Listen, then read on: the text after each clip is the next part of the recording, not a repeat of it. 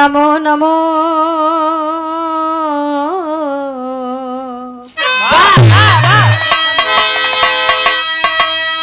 बिंदेश्वरी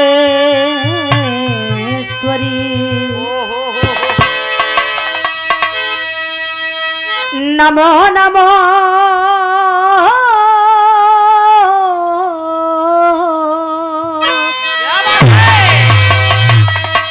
बिंदेश्वरी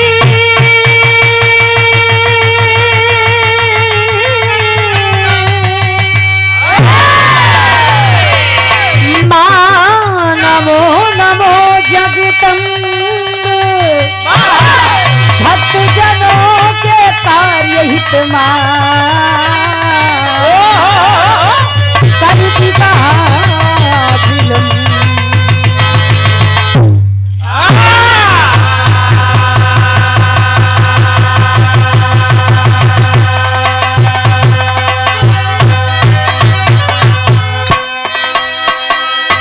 नमोवादि देव मुदया सिंधु दाता अब नमोवादि देव मुदया सिंधु दाता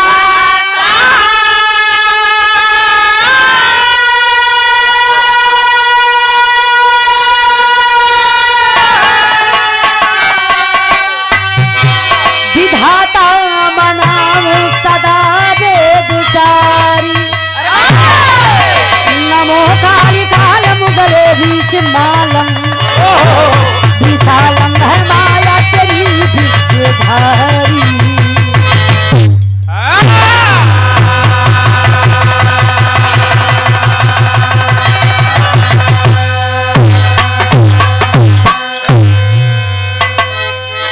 मात शारदा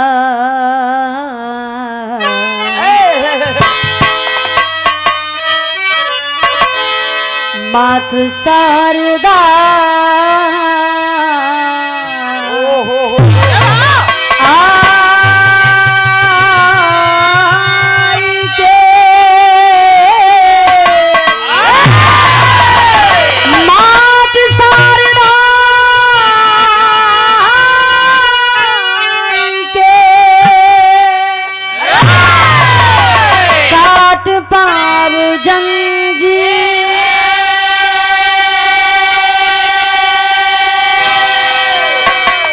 जय जखाड़ गुरु जतुलतम हे मैया सा मेरे जहरी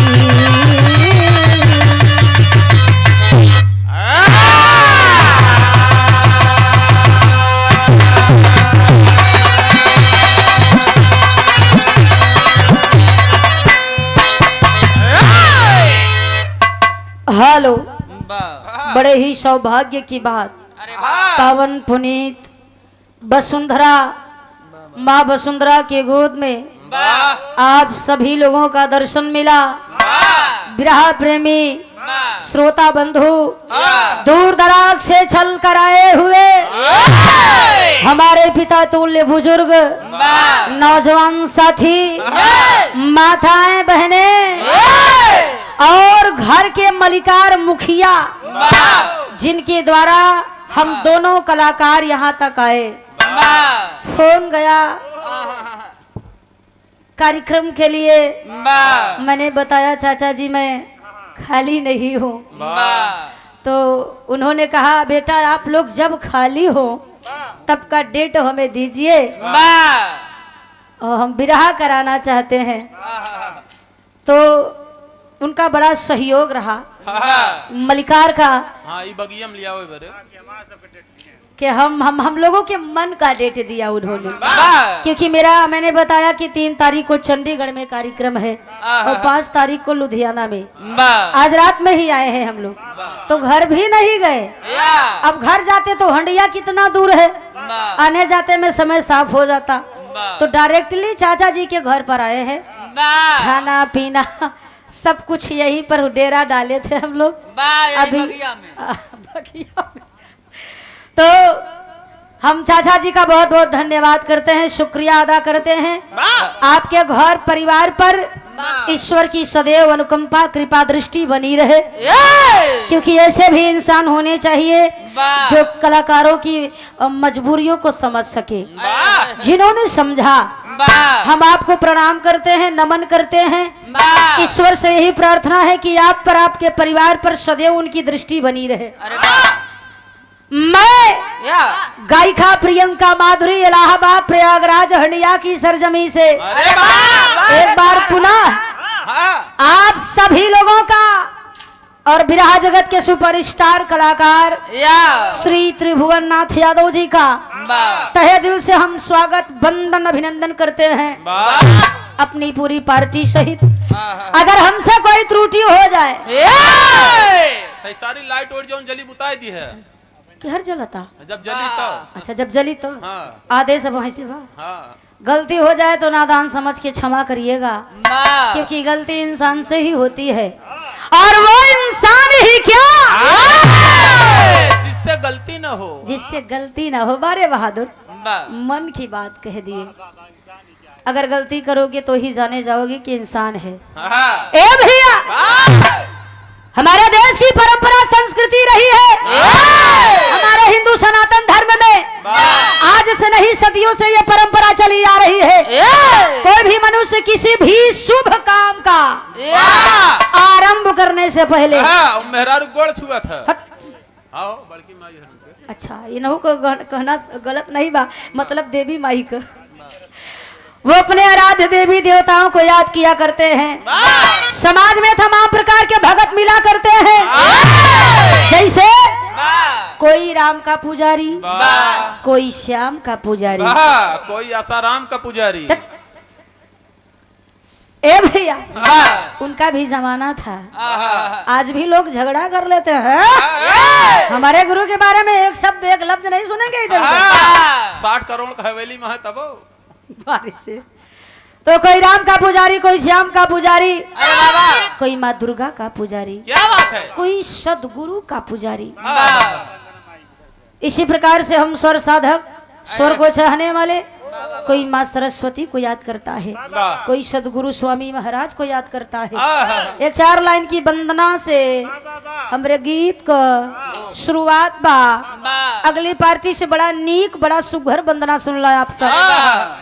ए भैया, माई का देखा, अगर माई है तब बाबू को रहब जरूरी बा। ओहर से माई का, एहर से बाबू का जोड़ लगावा फिर। चला भैया,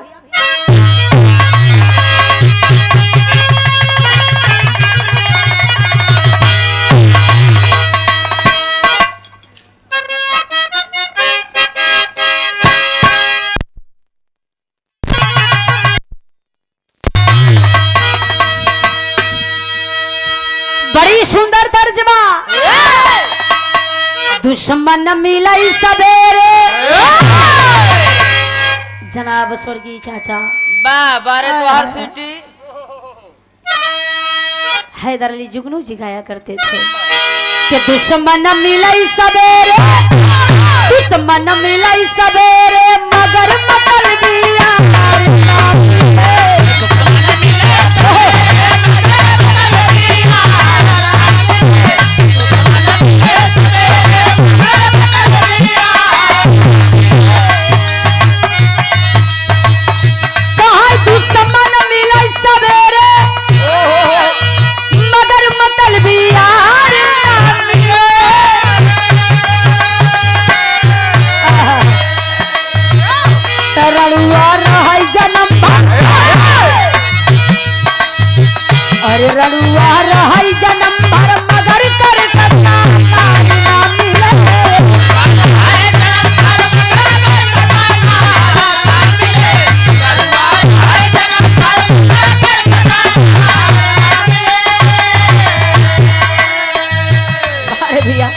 जवन गवला नीके गाये, रड़ुआ रह जन्म भर मगर करकसा नारी कहा, रड़ुआ रह जन्म भर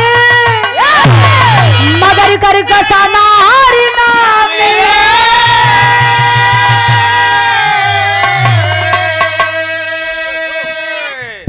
हमारे गार्जियन, अरे वाह,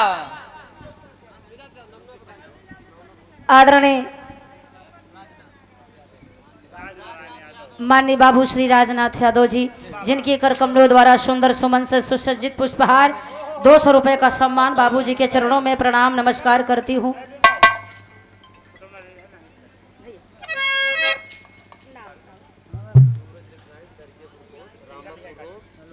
बहुत लंबा बा, रामापुर रोड, दरियापुर रोड।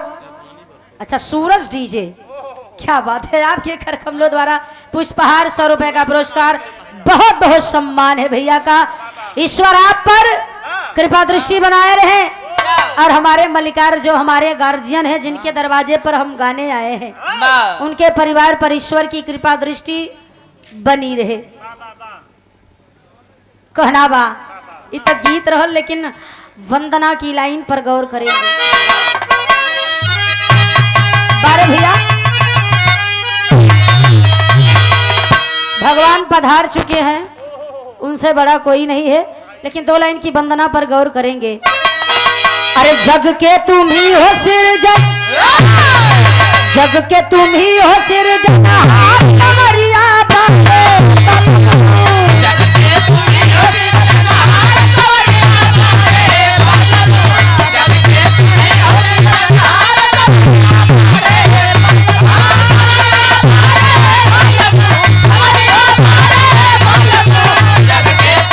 सिरजन, हाथ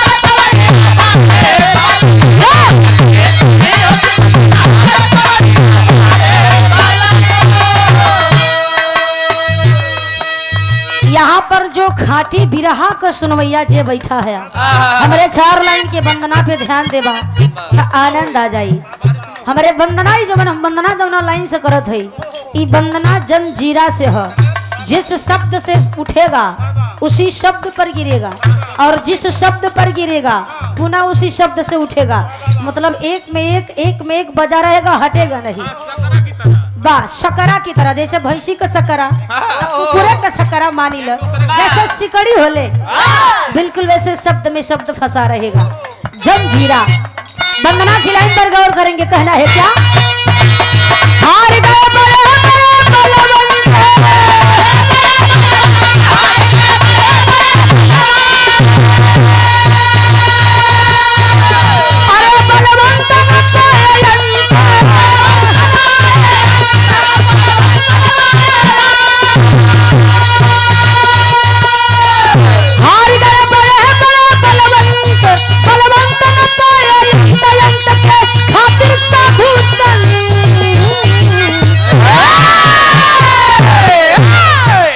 पंचो, हार से शुरू हुआ, उस मालिक के आगे बड़े बड़े बलवान हार गए, कोई भी नहीं टिका।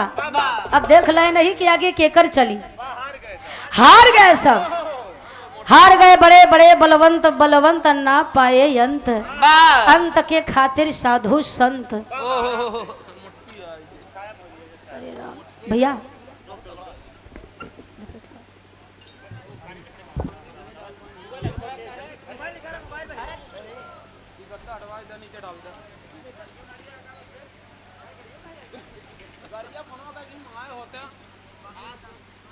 अरे भैया भगवान ना दारू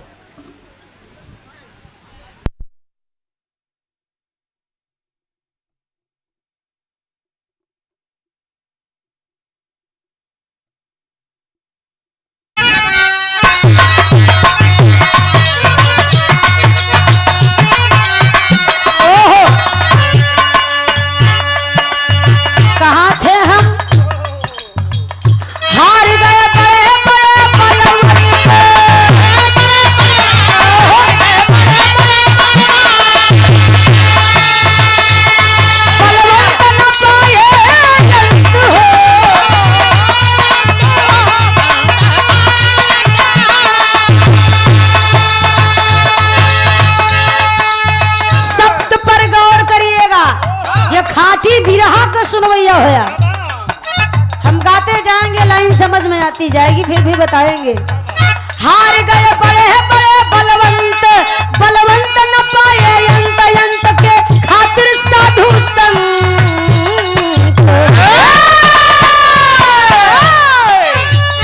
हार से शुरू हुआ, उस शक्ति के आगे बड़े बड़े बलवान शक्तिशाली राजा महाराजा सब हार गए।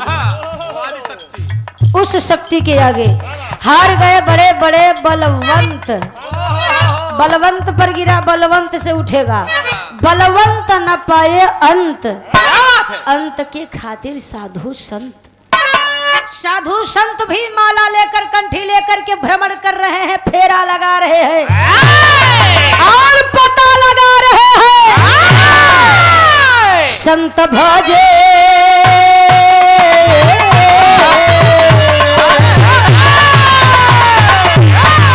संत भजे बारंबार सवरिया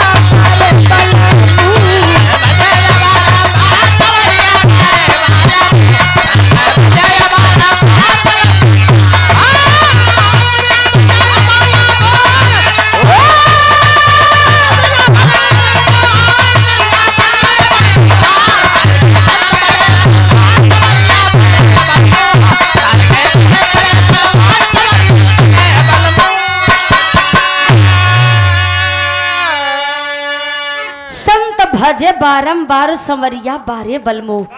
बड़े बड़े ऋषि महर्षि संत सन्यासी जोगी जति मालिक का था लगा रहे हैं कि मालिक का अंत कहाँ है।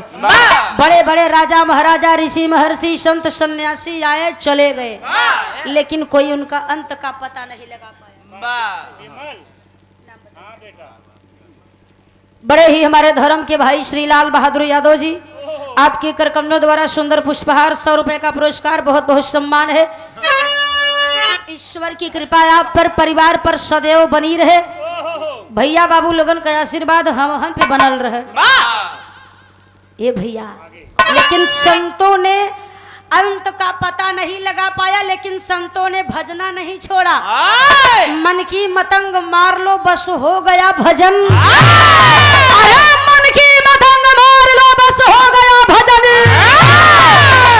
आदत बुरी सुधार लो बस हो गया भजन। बस हो गया भजन। लोग रावण को फूंकते हैं, लेकिन रावण मरा था तब भी मुस्कुराया था, आज भी फूंकते हैं तो भी मुस्कुराता है। रावण इसलिए मुस्कुराता है, इसलिए हंसता है क्योंकि मुझे तो फूंक रहे हो, अपने अंदर के रावण को झांक कर देखो। तुम्हारे अंदर मैं घुसा हूँ, कोई नहीं झांक कर देखता है। ए भैया, अगली लाइन में कहना बका मास्टर, बिरहा गावे के बाद समय का अभाव है।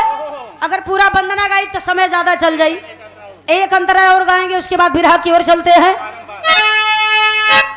बार के यज्ञ रहते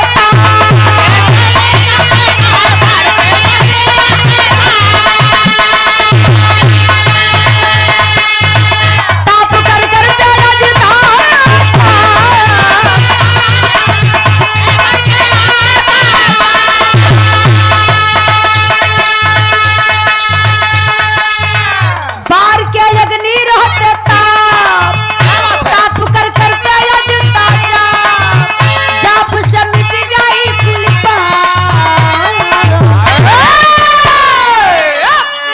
पर गिरा रहा, बारे से शुरू है। बार की अग्नि रहते ताप, ताप पर गिरा, ताप कर करते जता जाप। अजता नाम का एक जाप होता है। बार के अग्नि रहते ताप, ताप कर करते अजता जाप, जाप से मिट जाई को पाप। आखिरी हाँ, आखिरी लाइन में कहना बका,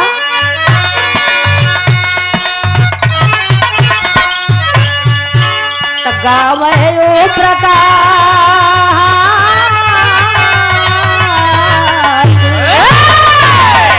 गावे ओ प्रकाश ललकार कमरिया बारे बलमू।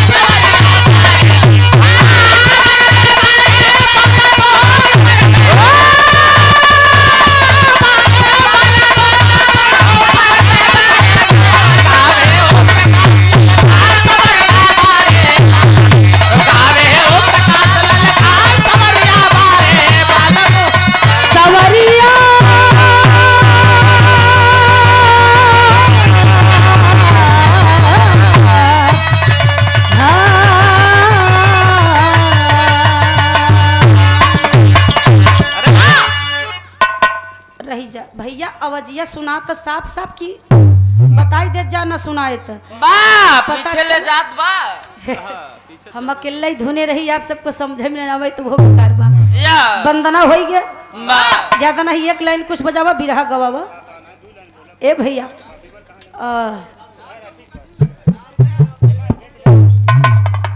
उस मंच पर भी गद्य का इंतजाम करवा दीजिए ताकि अगले कलाकार भी आ सकें मंच खाली लग रहा है बा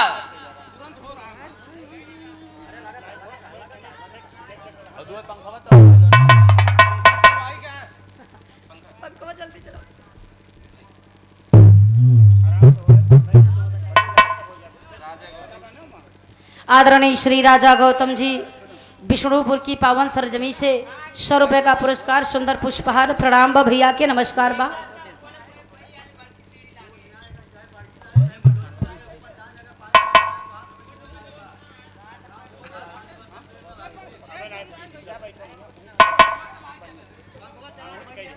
चलो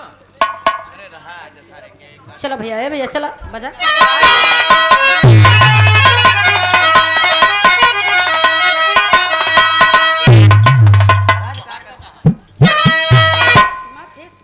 चलो जाओ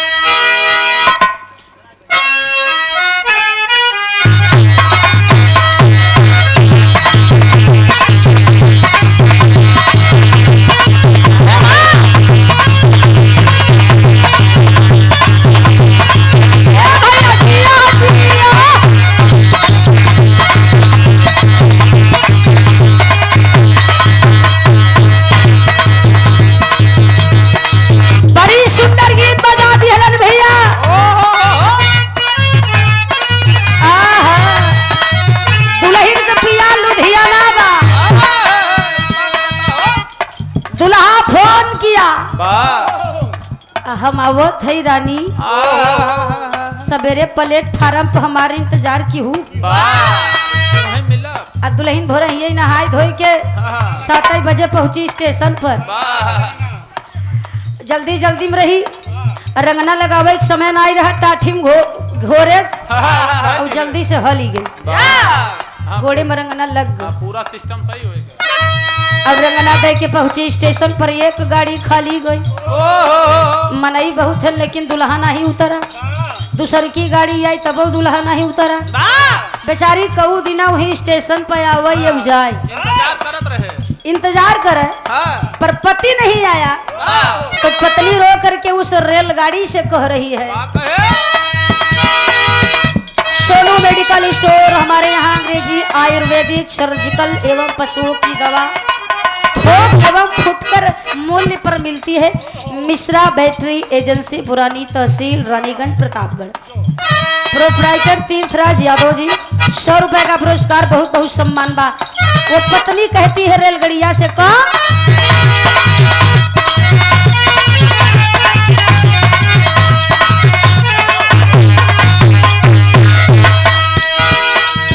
रोजे रोजे चल तू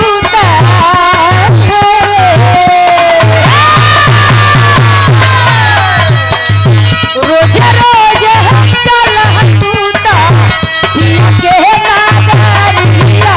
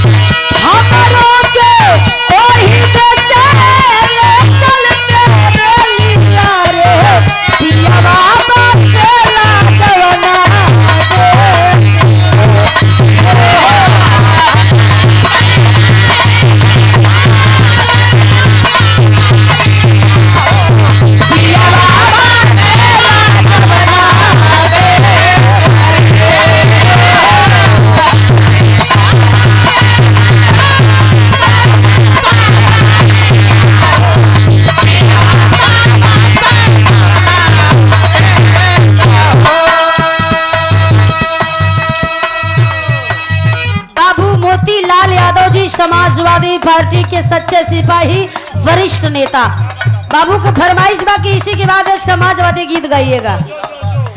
अब मेरी भी क्या करूं, मैं भी समाजवादी पार्टी की प्रदेश सचिव हूँ भैया। अखिलेश की बदौलत हम सभी ने मेहनत किया, ऐसा कोई नहीं है कि जो मेहनत ना किया हो। लेकिन क्या करेंगे साथियों, बाबूजी की तरफ से 100 रुपए का पुरस्कार, सुंदर पुष्पहार, प्रणाम नमस्कार। मतारी बहन के स्वागत बा। मेहरारू कहता हमारे पति के नहीं ले आवत है तो हम ही के लैचन भरी जवानी में दुल्हा गौना कराए के परदेश चला गए।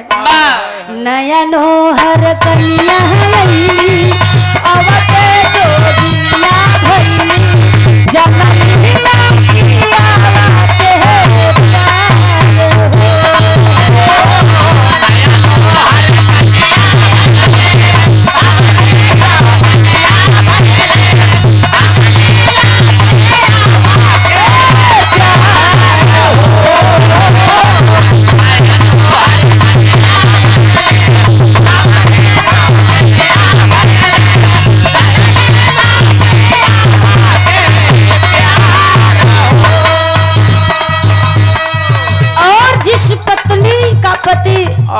शादी करके गौना करा के घर ले आए, कहीं बाहर चला जाए तो पत्नी को तकलीफ होती है कि मैं अपना सब कुछ छोड़ के ससुराल आई। सांप लौटे लागत है। अच्छा बा तू मेहरारू नहीं है, पता नहीं क्या करते पहले बता नहीं आवे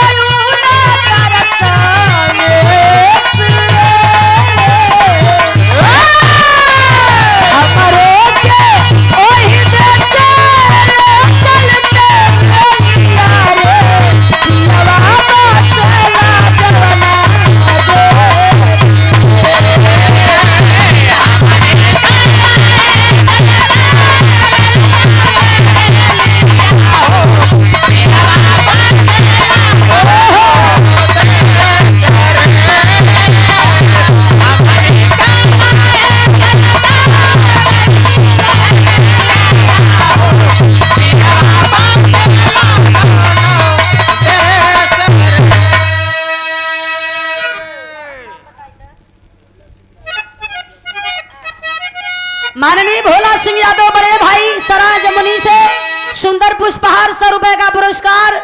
मैहर वाली का कृपा भैया पर बनल रहे।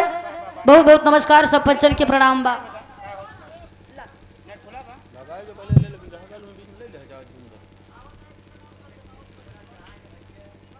लगे से नहीं, दूर से नहीं। चलो एक बात जान लो, महिलाएं जो होती है कहावत बा बुजुर्गन के कि बिन घरनी घर भूत का डेरा। अगर और जो जिस घर में औरतें नहीं है, जब मेहरारू साल 6 महीना के लिए कतो चल जाए रिसियाई के नहीं हरे चल जाए बैठ जाए तो घरे में समझा भूते पर तक जाया हो जाता। और गृहिणी ऐसी होती है कि वो घर को जोड़ करके रखती है, घर की लक्ष्मी होती है, कितनी फोड़ के रखती है। ए भैया 3 मेहरारू बैठी है, पति का बखान करत है। मावा हरा चाची हरा ध्यान दियो। अब पहिलकी कहता कि अरे बहिनी पूछा जी हमार तो जवन दारू पियत है ना, हाँ हो बड़ा परेशान आ दूसर की कहता का बताई बहनी हमार तो गजवई में मस्त रहत है। तीसर की हंस के कहता है दीदी ऐसे बढ़िया तो हम ही है, हमसे बरियार किस्मत क्यों के नहीं बा। हमार पति एक कई नशा करो थी, स्मैक पियत नशा हो घर द्वार बेच डाऊं न दारू पिए न गांजा पिए न भांग पिए न बियरिये पिए। तो दुल्हनिए कहे तो बियर दारू गांजा नहीं पीते तो पियत है का? वो दूध पियत है। तो दुल्हन कहो तो हमार पति एक ही नशा करत है, जमने नशा का हम दीवानी है। कवन नशा बा भैया? ये पहले बा हमारा बलमुआ में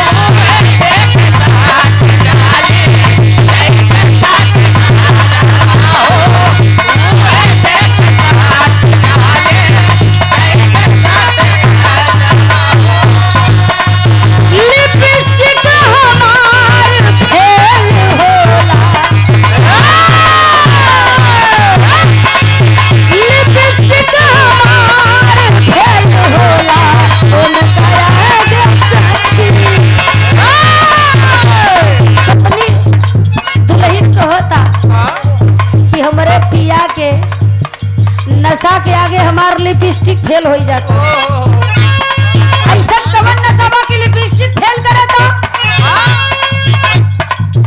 क्योंकि ओकर दुल्हा पान खात रहो बतावत है कि जब हमार पिया पान खाए के आवत थी तो ओठवा लाल लाल हो जाता और जब लाल हो जाता तो लिपस्टिक फेल हो जाता लिपस्टिक हमार फेल होला उनका याद साथी लिपस्टिक हमार फेल होला उनका याद साथी सैया के होठवा पर राजा जी के होठवा पर पार के ललैया आए हाय बड़ा नीक लागे साथी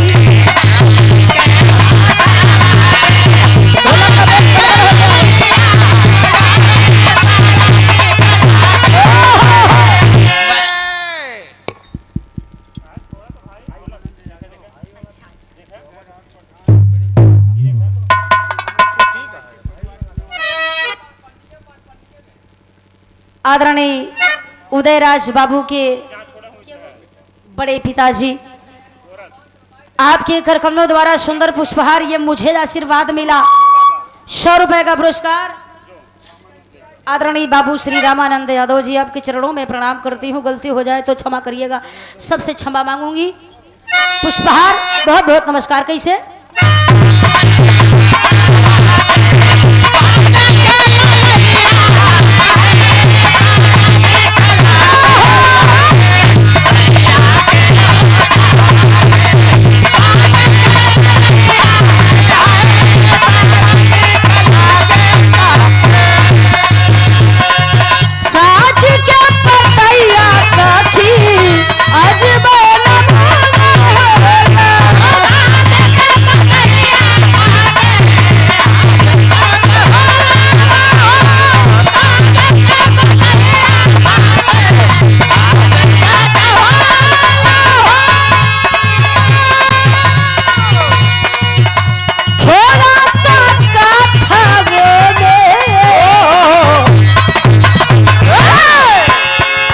हल्का सा चूना होला तनी से कत्था तनी से चूना अब वही में सपाड़ी वगैरह वगैरह जब खाई के आवत थी तब मन करो था ना मन कर काटली जो सो हमरो जागे साथी सैया के छहवा पर राजा जी के होठवा पर पान के ललैया आए हैं बड़ा नीक लागे साथी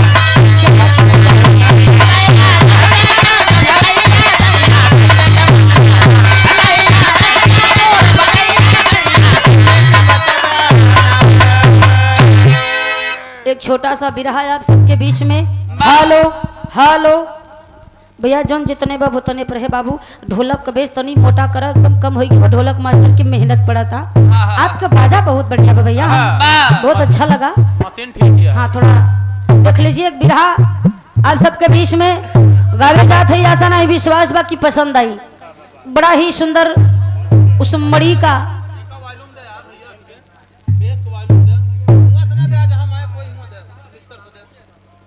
मशीन से मत दीजिए करिए मिक्सर में लगा है ना वहीं से दिया करिए वहाँ से सीटी पीटी नहीं देगा बेस बेस बेस मोटा करिए मोटा वैल्यूम मत दीजिए, मोटा करिए, मोटा। देखा राजू, हाँ मोटा करिए, गम गम बोले के चाहिए। ए भैया, भगवान सूर्य देवता, सूर्य देवता, हाँ हो सूर्य देवता, ऊपर वाले भगवान सूर्य देवता का सबसे बड़ा भक्त कौन था? भगवान सूर्य देवता का सबसे बड़ा भक्त सत्यजीत था। इतना तप किया, इतना तपस्या किया कि भगवान सूर्य देवता प्रसन्न हो गए, और जब प्रसन्न हो गए तो सत्यजीत को अपना मित्र बना लिए। अरे वाह! और जब मित्र बना लिए तो वही असमानता मणि, वो मणि दे दिए सत्यजीत को, क्योंकि जो मणि थी वो स्वयं सूर्य देवता की थी। और जब वो मणि सत्यजीत को दे दिए तो सत्यजीत बड़ा प्रसन्न हुआ, क्योंकि एक तो सूर्य देवता का मित्र बना और ऊपर से उपहार में मणि मिली। डबल उपाधि। मणि को लेकर के अपने राजमहल में आया, लेकिन राजमहल से पहले जब नगर में प्रवेश किया तो मणि में इतना तेज था, इतना चमक था कि जिस जिस नगरवासी की नजर उस मणि से टकराई सब अंधे होने लगे, आंखें जलने लगी उनकी तेज से, उस मणि की तेज से। हेलो, आप सही होइए भाई। आंख जलने लगी। ये बात भगवान कृष्ण के पास पहुंची कि आपकी तेज से, आपकी इस भक्ति से, आपकी प्रजापालक की भावना से सूर्य देवता प्रसन्न होकर आपका दर्शन करने आ रहे हैं। क्योंकि जब सत्यजीत सूर्य देव की मणि पाया, अपने गले में धारण किया, तो वो भी सूर्य देव की तरह चमकने लगा।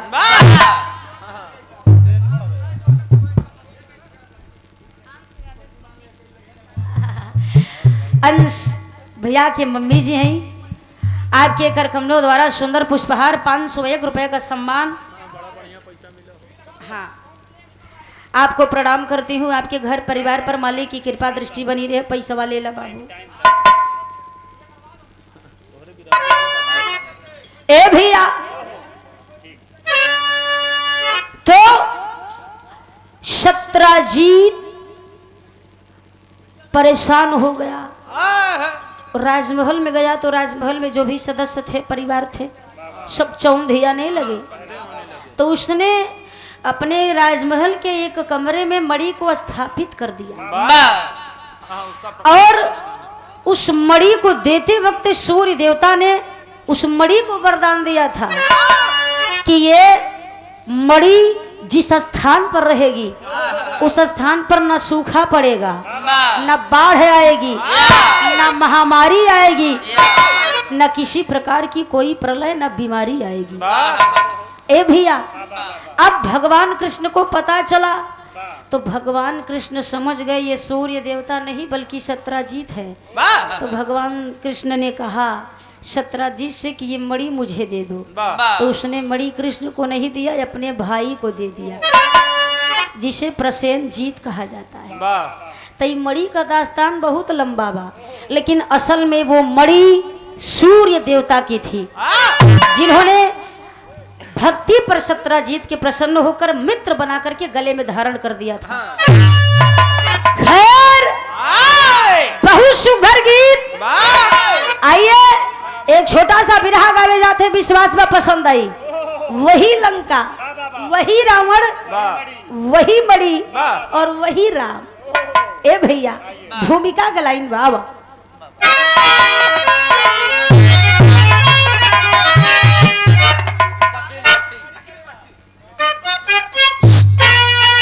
वर्तमान क्षेत्र पंचायत सदस्य बीडीसी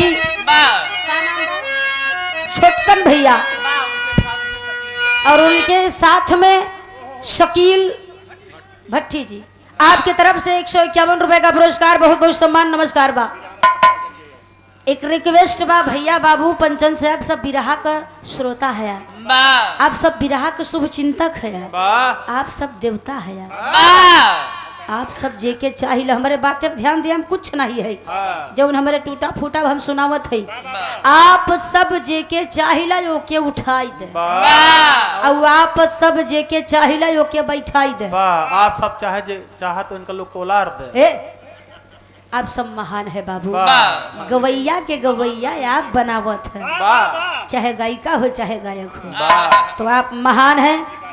आइए बिरहा पर गौर करेंगे, कहना है।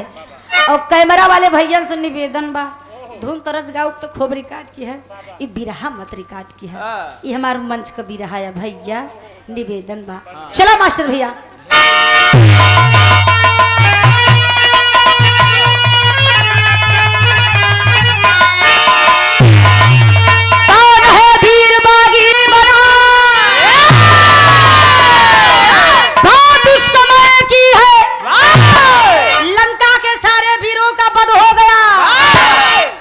सारे वीरों का वध हो गया, बचा कौन लंका में? सिर्फ एकलौता रावण। रावण अपने सिंहासन पर बैठ करके अश्रु बहा रहा था। पुत्रों का विनाश हुआ, नातियों का विनाश हुआ, खानदान मारा गया। अब कल आखिरी लड़ाई होगी, कल आखिरी लड़ाई होगी, क्या होगा पता नहीं।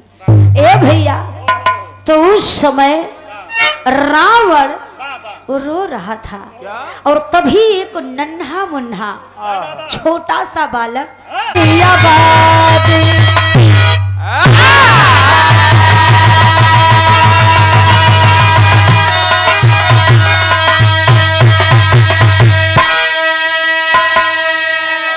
उस बालक का नाम तरुणी सेन बताया गया।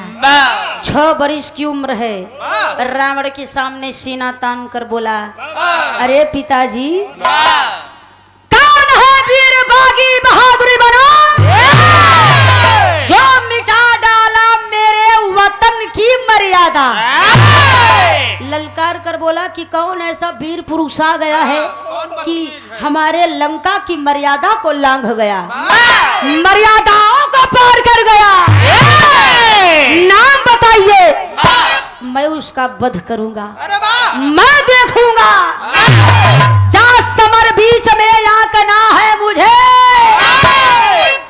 राम सेना की बाकी है कितनी आबादी, मुझे जाना है, राम की भुजाओं को देखना है, राम की भुजाओं की ताकतों को देखना है, और राम का वध करना है।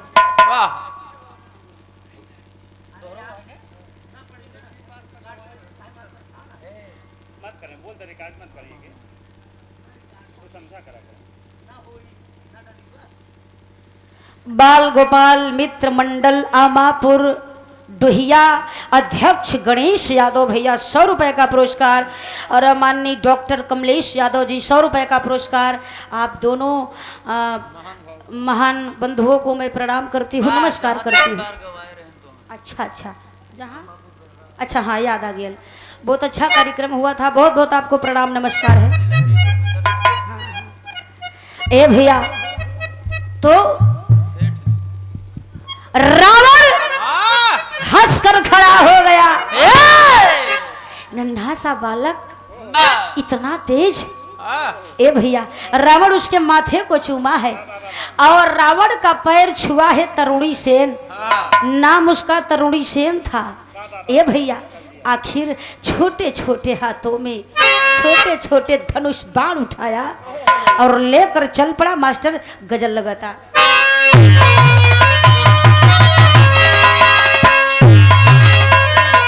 बाबा, अरे कोई बेटा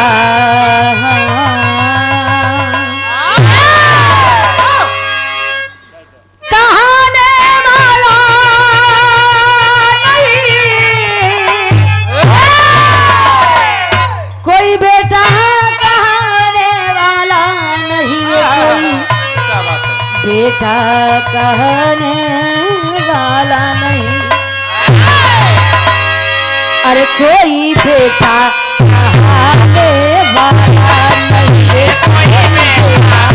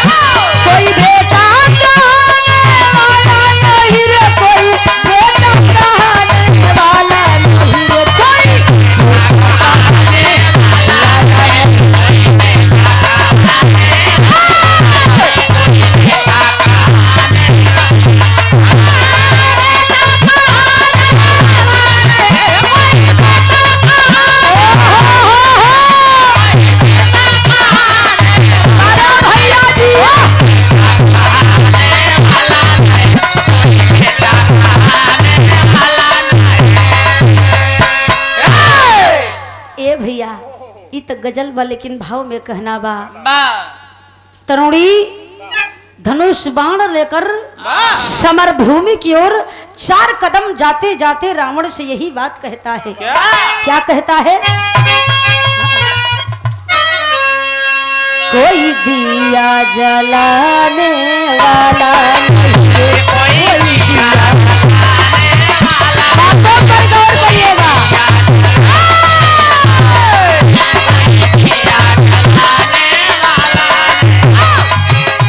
कोई दिया जलाने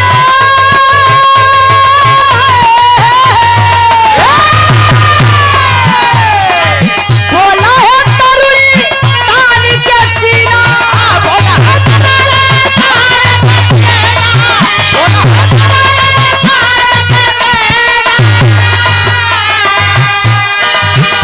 है तरुणी तान के सीना, कोई दिया जलाने वाला नहीं रे, कोई दिया जलाने वाला नहीं, कोई दिया जलाने वाला।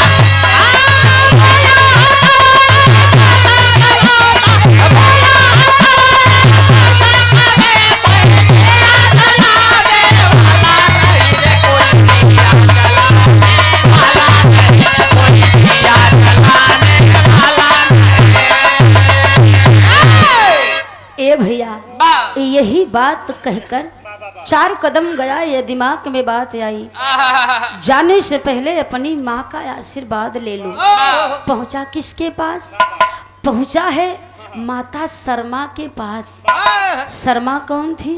शर्मा विभीषण की पत्नी थी। पैर छुआ है और पैर छूकर धनुष बाण लेकर चल पड़ा।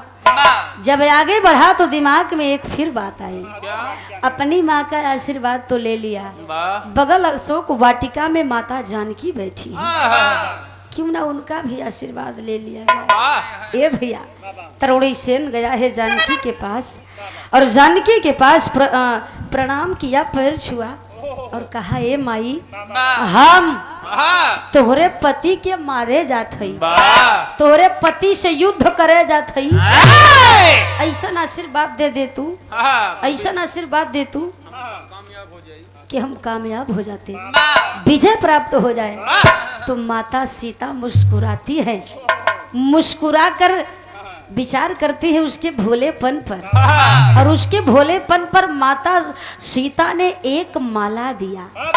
ये भैया और माला देकर कहा कि बेटे ये जानकी का वचन है कि जब तक तेरे गले में ये रहेगा दुनिया का बड़े से बड़ा वीर तुझे नहीं मार पाएगा, वो चाहे जो आ जाए।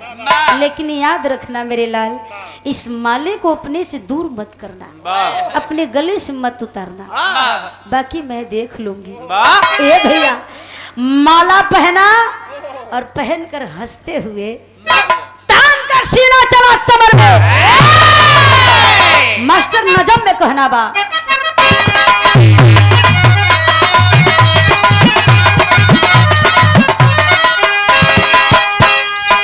चला है तरुणी तब हाथों में धनुष बाण लिया, चला है तरुणी तब हाथों में धनुष बाण लिया, कहे विभीषण बेटा तूने सीना तान लिया।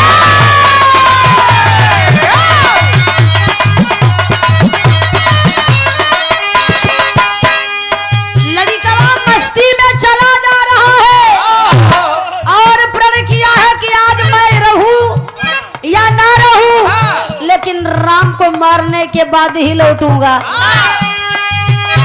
जिस रास्ते से बालक जा रहा है उसी रास्ते से विभीषण जी चले आ रहे हैं। विभीषण की नजर पड़ी किस चीज पर? उस दिव्य माला पर। माला चमक रही है, इतना तेज है उसमें। तब तो विभीषण ने रोक लिया, है बेटा ठहरो ठहरो, कहाँ जा रहे हो? तरुणी ने कहा, हाँ हटा, हम राम के मारे जात हई और मार के तब लौटा बड़का बाबू से वादा किए हुई, मैंने महाराज रावण से वादा किया है। तब तो विभीषण दिमाग लगा दिया कि हमारे प्रभु के, हमारे भगवान के, हमारा ही बेटा मारा ही जाता। ये नहीं सही है। विभीषण छल कर दिया, कहा बेटा जा, रोकूंगा नहीं, लेकिन एक बात बताता जा, सही बता दे बेटा माला कहाँ पाया है, सही बता दे बेटा माला कहाँ पाया है, सही बता दे बेटा माला कहाँ पाया है, पहन के माला अपनी गर्दन को सजाया।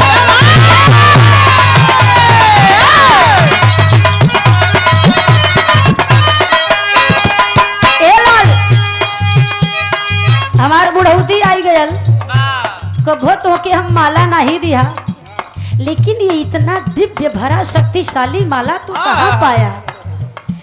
लड़के ने कहा माला जानकी ने दिया है और मुझसे वचन दिया है मुझको कि जब तक मेरे गले में रहेगा तब तक मुझे कोई नहीं मार पाएगा। तब तो विभीषण की आंखें फटी रह गई, ये तो और भी अनहोनी होने वाली बात है। तब विभीषण कहा ए बेटा ई माला बड़ा कीमती बा, तू युद्ध करे जाब, मान ला गिर जाए तो टूट जाए, व्यर्थ हो जाए, जानकी का माला देह वचन दे। एक काम कर मेरे लाल, क्या कहता है विभीषण चाल चल रहा है, दे दो बेटा माला,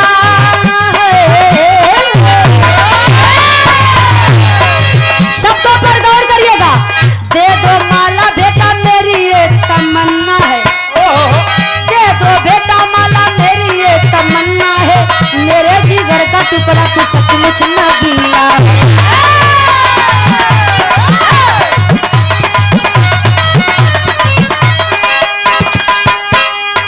ये माला मुझे दे दे, तुझसे नहीं संभाल पाएगा। तब तो बेटा मुस्कुरा दिया, समझ गया कि मेरे पिता ने मेरे खानदान वालों के साथ छल किया, राम का दास बन गया, राम से मिलकर मेरे खानदान को तबाह करवा दिया। मेरा पिता मेरे साथ भी वही चाल चल रहा है, षड्यंत्र कर रहा है, लेकिन बेटा मुस्कुरा कर कहा ए पिताजी ये माला रहे या ना रहे, मैंने ठाना है तो राम को मार कर ही लौटूंगा। हंस कर किया क्या, पिता की बात सुन के तरुणी मुस्कुराया है, पिता की बात सुन के तरुणी मुस्कुराया है, उतार कर माला तुरंत हाथों में धराया है।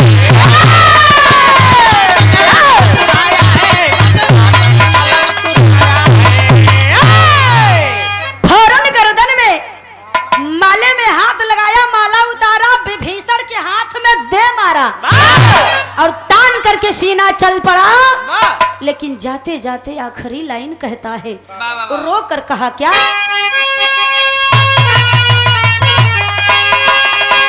कोई बाहा पूजाने वाला नहीं, अरे कोई बाहा पूजाने वाला नहीं रे, कोई बाहा पूजाने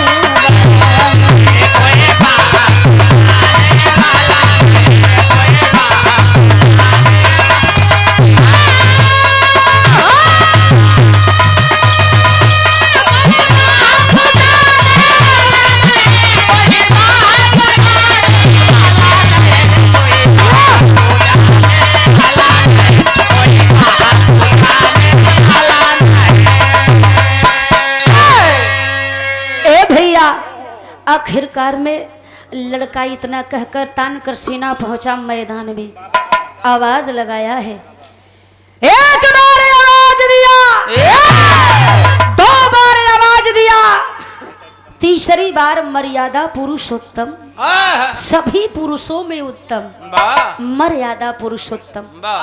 ए भैया कहावत रहल रावण के बारे में कि 1 लाख पूत 1.25 लाख नाती, अब जह रावण को दिया ना बाती। अरे मोर बप्पा, ए भैया आज तरुणी सेन की आवाज प्रभु राम बाहर निकल करके आए, देखते हैं तो छोटा सा बालक गरज करके आवाज लगा रहा है। प्रभु राम ने कहा कौन हो तुम, क्या चाहिए? लड़के ने कहा नाम है तरुणी सेन, विषय मैं आपसे युद्ध करना चाहता हूँ, आपकी जान लेना चाहता हूँ, रावण का बदला लेना चाहता हूँ। तब तो राम हंस दे, कहो नान का लड़ी क्या कबूतरे का जीव कबूतरे का जीव लइके राम के ललकारा था, शेर के आगे लेकिन वो लड़का के जवन सूरत बा बड़ी मोहनी बा। राम बस ओकरे बात पे हंसबई कर रहे। तो प्रभु राम ने समझाया, बेटे अरे बोरे राम आयु मरिया बारी बागी बबुआ, अरे तायु मरिया बारी बागी बबुआ, कहे श्री राम राढ़ राढ़ी ना करा सफिया सफिया सफिया, उमरिया बारी बारी बबुआ, कहे श्री राम राढ़ राढ़ी ना करा समरिया, उमरिया बारी बागी बबुआ। ए बच्ची अब वही तो तू दूध पिए लायक है, एक काम कर जा लौट जा जा जा चल जा अब भाई खा खेल, घूमा टहरा जब बरियार हो जाया तो हमसे लड़ाई करे चला आया। सर हड्डी में दम तब तरुणी शेर बोला, अरे ललकार के तब तरुणी बोला, क्या समझ रखा है मुझको तू, पानी है तो आगे आओ, आज बता दूं कैसा हूँ मैं। लड़कवा कहे से ढेर जिन बाचा मर्द नहीं है, अगर पानीदार मर्द है आप, तोहरे भुजा में तोहरे जांग में ताकत, तो लड़का के मार के दिखावा। मैं रण में हूँ, मैं बालक नहीं हूँ, रण में बालक ही आ जाए वो भी दुश्मन ही होता है। इस समय आप मेरे दुश्मन हैं, मैं आपका दुश्मन हूँ। अगर आपने धनुष बाण नहीं उठाया तो मैं समझूंगा कि आप मर्द नहीं है, आपकी भुजाओं की ताकतें खत्म है, पानीदार नहीं होया। तब तक भगवान को रोवा रोवा खड़ा हो गया, खड़ा हो गया। अब तो बेरावत है बरकावत है, जाए तो जाए लड़ी क्या या का मारी वाह लाजी लहरी महाराज बाड़ी बिस्तुइया बाघे से नजर्रा धन्य है महाराज। ए भैया आज भगवान जब तरुणी सेन की बात सुनते हैं तो आग बबूला हो गए और बर्दाश्त नहीं किए। ए भैया ललकार को जब भगवान सुने हाथों में धनुषा बाण लिए, अरे लड़का है तो क्या दुश्मन है, लड़का है तो क्या दुश्मन है, तरकस से बाण निकाल लिए, तुरंत तरकस से बाण खींच के धनुष पे चढ़ा लिए। अब बाण तो चढ़ गया लेकिन इतने पर भी प्रभु को दया आ रही। लड़का धनुष पर बाण चढ़ाया है और इधर प्रभु चढ़ौले हुआ, तो लड़िकवा कह तब पहला बाण हम न मारब, पहला वार तू करब और दूसर का हम करब, मैं रावण के खानदान से हूँ तो मौका देता हूँ, पहला वार आप करिए। ये भैया इतनौ पर प्रभु राम बाण चढ़ा के विचारत हम चलाई कि न चलाई। मास्टर गीत लगता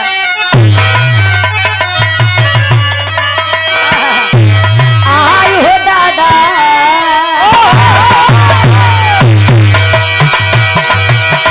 आय हो दादा कैसन पिया के चल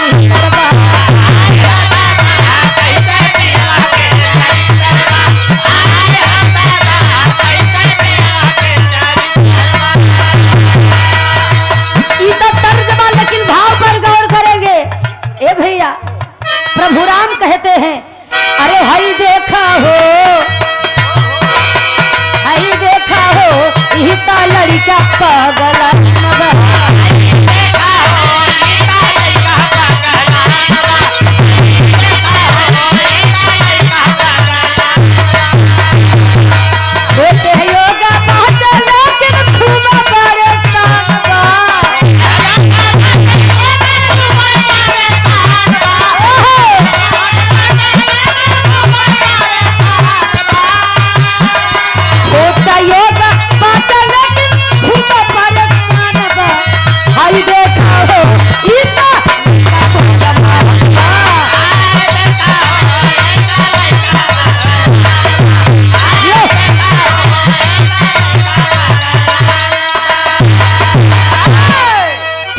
समझावे बेटा बात जनी बढ़ावे अरे सुतल बाटे सेरावा जिन्हें कर जगावा।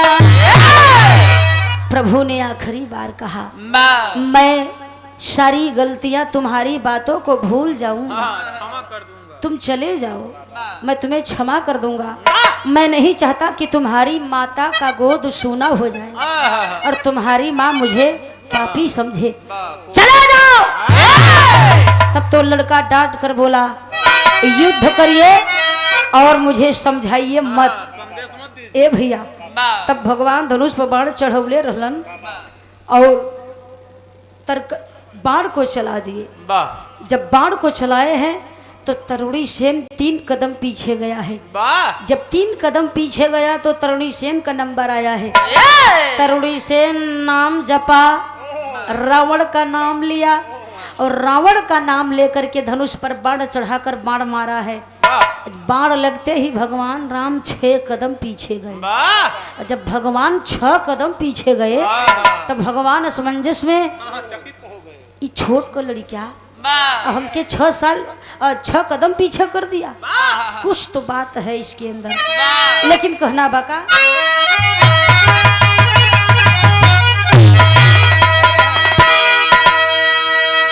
बड़ी सुंदर तर्जमा बीरस का खाटी गीत बा। अरे है चमका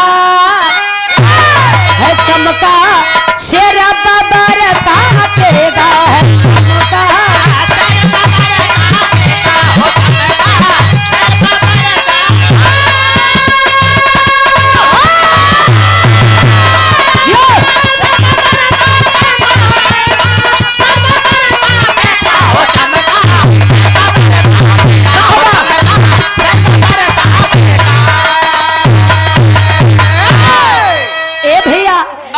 भाव में कहना बा अरे लड़े हैं दोनों वीरा समर में लड़े हैं।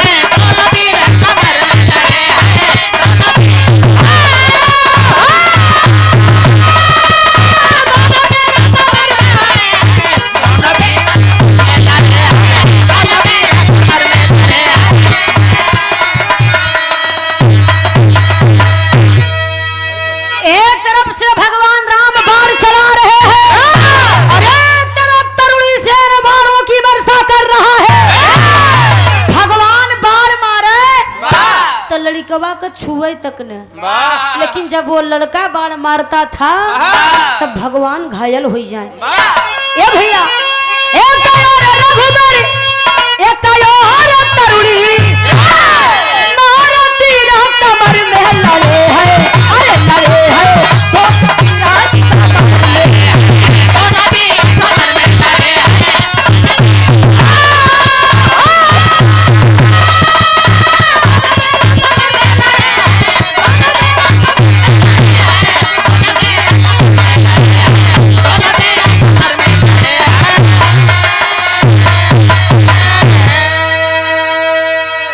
आखिरकार में आखिरी बाण निकाल करके मारा लड़का। वह बाण जाकर के रघुराई के कमर में लगा और जब कमर में लगा तो रघुराई निहुर गिलन और जब निहुरलन तो भैया हो विभीषण पहुंच गए और जब विभीषण पहुंचकर राम की दशा देखते हैं तो विभीषण से नहीं बर्दाश्त हुआ। मेरे सामने मेरे भगवान का इतना बड़ा अपमान।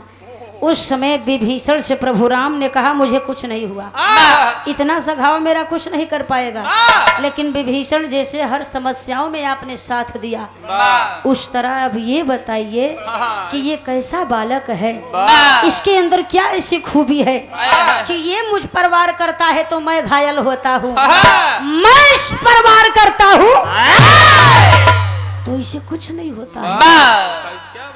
कैसा बालक है, किसका बालक है? तब विभीषण कहता है प्रभु जानना चाहते हैं, सुनिए मैं बताता हूँ। तरुणी सेन के दाहिने वाले पैर के इस तलवे में अमृत है। दाहिने वाले हेलो दाहिने वाले पैर के तलवे में अमृत बसा है।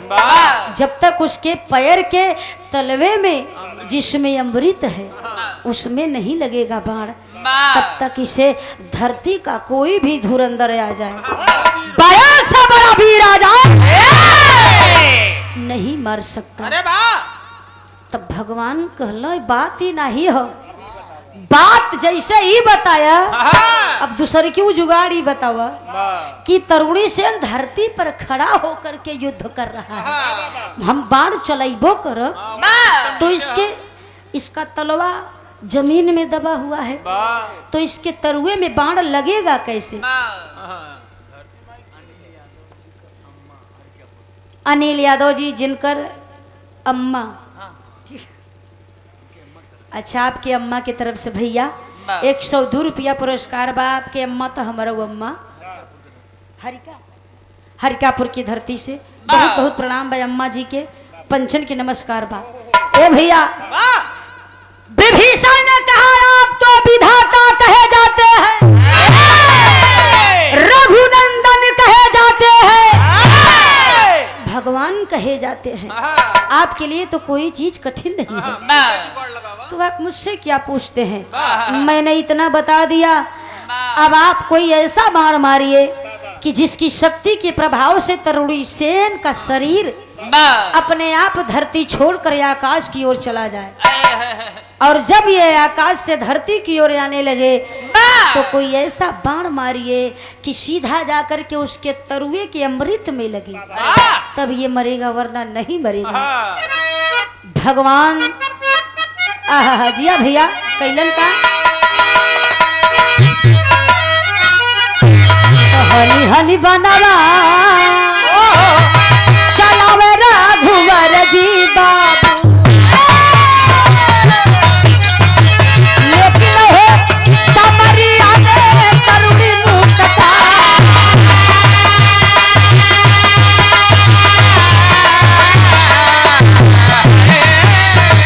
एक हूत बनावा नहीं लागे ललना के भैया, मनवा में भगवान शंका कैला भैया।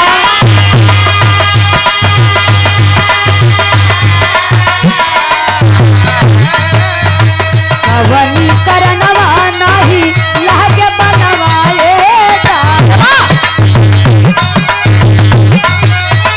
हमारा के छोटा तन भी सड़बतला,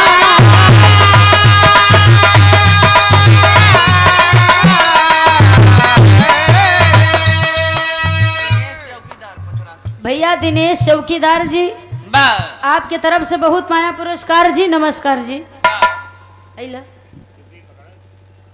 ये भैया विभीषण ने तो बता दिया, तब भगवान राम ने कहा कि मैंने बड़े बड़े वीरों को परास्त किया, बड़े बड़े वीरों को यमलोक भेजा, लेकिन नन्हा सा बालक नाच नचाया है, कोई बात नहीं इसका भी अंत होगा, जरूर होगा। ये भैया भगवान राम शक्तिशाली बाण निकाल करके चला दिए और बाण की प्रभाव से लड़का अपने आप धरती को छोड़कर उसका शरीर अंबर की ओर जाने लगा, और जब काफी ऊपर चला गया फिर अपने आप जब धरती की ओर आने लगा, विभीषण ने कहा देर मत लगाइए, जितना जल्दी हो सके बाण चलाइए, वरना ये रावण से कम भी नहीं है, कुछ भी हो सकता है। भगवान राम दूसर का बाण धनुष पर चढ़ा के निशाना लगावत हुआ कि कतो चूक न हो जाए। एक बार मरला निकरिए, दो बार मरला मिस कर गए, तीसरका बार मरला नहीं लगल, चौथा बार भोलेनाथ का नाम जप के जब वो करे तरुई का दहिने पैरवा का निशाना ले के मरलन तो थोड़ा नजदीक आ गया था, बाण जा करके उसके अमृत में लगा है, और जब बाण अमृत में लगा तो लड़का धरती पर आते आते अपने पिता का नाम लेने लगा, और बाप का नाम लेते हुए धरती पर गिरा और ले करके दम तोड़ दिया, और जब दम तोड़ा तब तो विभीषण की छाती फट गई, क्योंकि वो विभीषण का बेटा था, छाती फट गई विभीषण की। दौड़ कर आया विभीषण और तरुणी सेन को छाती से लगा कर रोने लगा, और रो करके यही बात कहता है आखिरी लाइन में का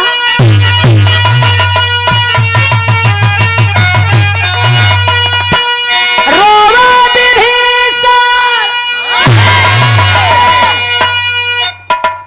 पुरनिया कलाकार जवन गाय के गए सही गाय के गए, जवन भी कहन वो बढ़िया कही गए। आज भी कलाकार उनके दिखाए हुए रास्तों पर चलता है। लेकिन विभीषण महाराज कैला कहलन का, रोवा विभीषण रिश्ता के दैला तोड़ी सुगाना,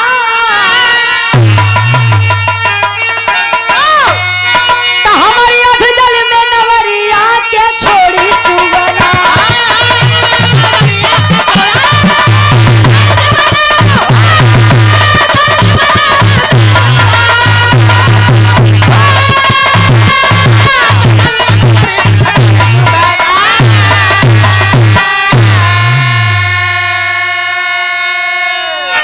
इतनी बात जब कहा, ये बात जा करके राम के कान में पड़ गई। भगवान राम दौड़ करके आए, विभीषण अभी अभी आपने क्या कहा? विभीषण ने कहा, प्रभु मैंने कुछ नहीं कहा। अरे वाह, राम ने डांट कर कहा, कुछ तो कहा। मैंने सुना, मैंने तुम्हारे भाइयों को मारा, भतीजों को मारा, इतना तो नहीं रोए तुम जितना इस लड़के के मरने पर रो रहे हो। ये कौन है तुम्हारा? विभीषण रो कर कहा, प्रभु ये ना मेरा भाई है ना भतीजा है, ये मेरा खुद का खून है, ये मेरी औलाद है, मेरे जिगर का टुकड़ा है, मेरा बेटा तरुणी सेन है। तब तो भगवान राम कैलन का फेंक दिए धनुषा बाण, अब पाऊंगा क्या लड़के, धनुष बाण उठाकर फेंक दिए। काश कि मुझे पता होता कि ये तुम्हारा पुत्र है तो मैं इसकी बातों को सह जाता, पर इस पर वार नहीं करता। अब मैं युद्ध नहीं लड़ूंगा, चाहे सीता लंका में रहे चाहे अयोध्या में रहे, लेकिन मैं युद्ध नहीं लड़ूंगा। ए भैया, तब विभीषण उठकर खड़ा हो गया और कहता है, ए भैया, हे प्रभु, आप लड़ाई बंद कर देंगे तो लड़ाई बंद कैले से हमारा मरा बेटवा जीवित न हो जाए। ये उठकर नहीं बैठ जाएगा, लेकिन जिसके चलतन इतना युद्ध हो गया, इतने वीर मारे गए, माओ की गोद सोनी हो गई, दुल्हनों की मांग उजड़ गई, वो पापी तो अभी बरकरार है, वो तो जिंदा ही है। तब भगवान राम कि जब विभीषण ने समझाया तो धनुष बाण पुनः उठाकर प्रभु को थमाया, और तब प्रभु कैलन का समझा वे विभीषण जिंदा होई ना सुगनवा, जकरे खातिर सब कुछ भइले जिंदा दूसरा मनावा।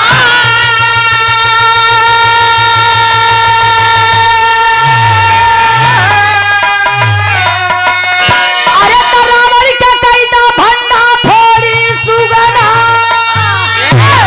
तो हमारी अधजल में नवरिया के छोड़ी सुगना।